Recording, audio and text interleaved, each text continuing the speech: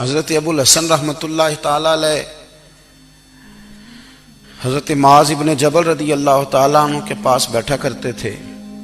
فرماتے ہیں ان سے جو پیار بڑھا تو پھر میرا مصلی سے بھی بڑھ گیا. تابعی ہیں. فرماتے ہیں صحابی رسول سے محبت ہوئی تو ذکر سے بھی ہو گئی, پھر درود شریف سے بھی ہو گئی.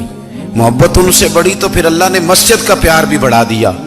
آپ فرماتے ہیں کہ میری ہر وقت طبیعت چاہتی تھی کہ بس اللہ اللہ کروں, بس اللہ اللہ کروں, بس نہ میں ذرا تھوڑی جان چھڑاؤں لوگوں سے, کو 10 منٹ ملے تو میں کو 4 نفل پڑھ لوں, میں تھوڑا سا نہ بچوں لوگوں سے, اور مجھے تسبیح ملے تو میں نہ کچھ 400-500 دفعہ استغفار پڑھوں, سبحان اللہ الحمدللہ اللہ اکبر لا حول ولا قوت الا باللہ, میں نہ تسبیحات پڑھوں.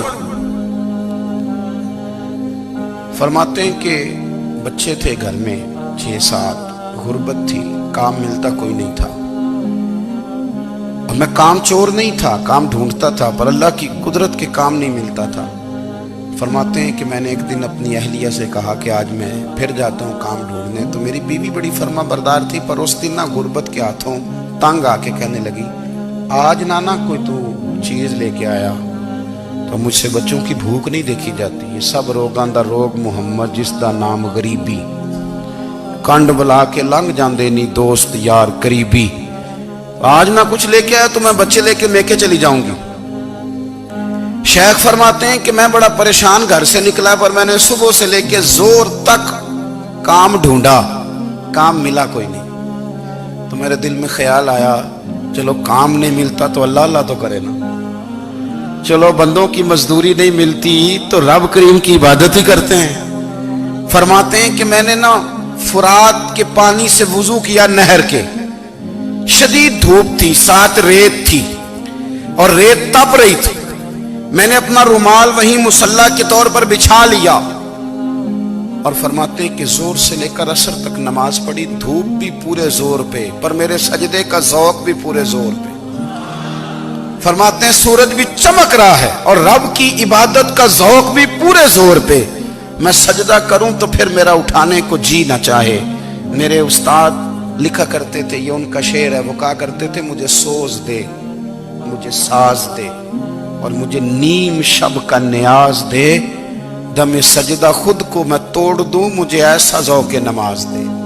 اور میں تیری بہار کا پھول ہوں, میں کھلا بھی ہوں تو تیرے لیے, مجھے میری شاخ سے توڑ لے, مجھے اپنی زلف کا ناز دے.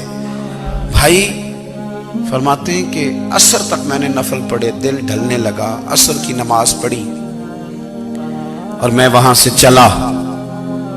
اب میں جب نکلنے لگا تو دل میں خیال آیا کہ چھوٹی چھوٹی دیواریں ہیں گھر کی, بغیر کچھ لیے جاؤں گا تو بیوی دور سے دیکھے گی تو شور کرے گی کہ پھر خالی ہاتھ آ گیا ہے. کہتے میں نے اپنی اسی رومال میں جس میں میں نے نماز پڑھی تھی نا, رومال میں کی آخی دے پنجابی جسافہ کہتے ہیں, اسی میں نا میں نے کچھ ریت بھر لی کہ وہ دور سے دیکھے گی تو سمجھے گی کچھ لے کے آیا ہے, چلو جا کے اسے بتا دوں گا کہ آج پھر مزدوری نہیں ملی.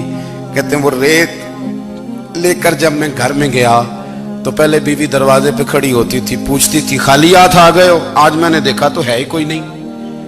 فرماتے ہیں میں اندر داخل ہوا, سلام لی, ایک کونے میں نے وہ رومال رکھ دیا اور میں نے آواز دی کہ بھلی مانس کہاں ہو؟ تو وہ کہنے لگی آپ منہ ہاتھ دھو لیں, میں روٹی لے کے آئی. میں نے کہا روٹی کہاں سے آ گئی؟ یہاں تو کئی دنوں کے فاقے, تو کئی دنوں کی غربت ہے, یہاں تو اس گھر میں تو فقیری ہے. فرماتے ہیں کہ وہ روٹی لے کے آئی, اور اس وقت کی جو موجودہ نعمتیں تھیں, سمجھنے سلاد اچار ہر چیز ساتھ لائی. میں نے کہا کہ بچے کہاں گئے؟ کہنے لگی وہ کھانا کھا کے کھیلنے گئے, آپ کھانا کھا لیں آ جاتے. کھانا اس نے چن دیا. میں نے حیرت انگیز لہجے میں ساری نعمتیں اپنے دسترخوان پہ دیکھ کر کے بیوی سے پوچھا یہ کہاں سے آیا کھانا؟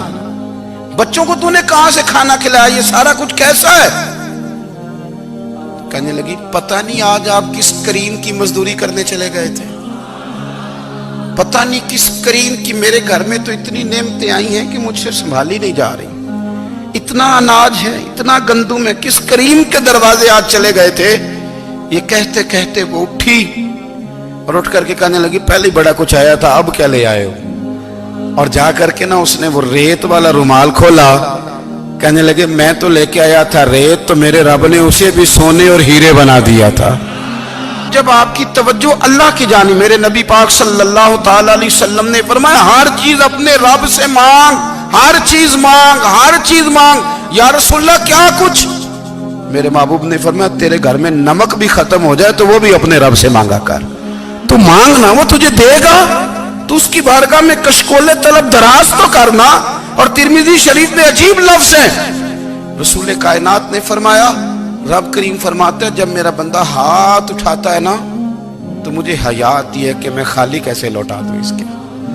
اتنے بڑے بادشاہ کی بارگاہ میں, او بھائی لوگوں سے عزتیں تلاش کرتے ہو تو وہ کیا تمہیں عزت دیں گے؟ وہ تو کل اچھا کہتے ہیں پرسوں برا کہنے لگ جاتے ہیں. لوگوں کے سامنے گڈ بک میں آنا چاہو گے تو وہ تو سویرے تمہارے بارے میں کچھ کہیں گے, شام کچھ اور کہیں گے. اپنی روحانی زندگی آباد کریں, اپنے مسلح کو وقت دیں, اور دنیا سے چھپ کر اس موبائل کو بند کر کے اور اپنے آپ سے بھی چھپ کے اور تنہا ہو کے چھپا کے سارا کچھ اپنے آنسو اپنے رب کی بارگاہ میں پیش کریں, اس کے حضور حاضری دیں. سنو نا ترمذی کی حدیث, اور اسے یاد رکھنا. نبی پاک علیہ السلام نے فرمایا اپنے دکھ لوگوں کے سامنے نہ بیان کرنا, سیٹھوں نوابوں کو نہ بتاتے پھرنا, دنیا داروں کے سامنے جا کے نہ رونا کہ میں تکلیف میں ہوں. فرمایا اگر دنیا داروں کو دکھ بتاؤ گے رب تمہیں کبھی غنی نہیں کرے گا. اور لوگ ہیں کہ الٹا مذاق اڑائیں گے. آپ کی جس سے بڑی پکی یاری ہے نا, پکی, وہ تب تک پکی ہے جب تک آپ نے 50,000 مانگا نہیں.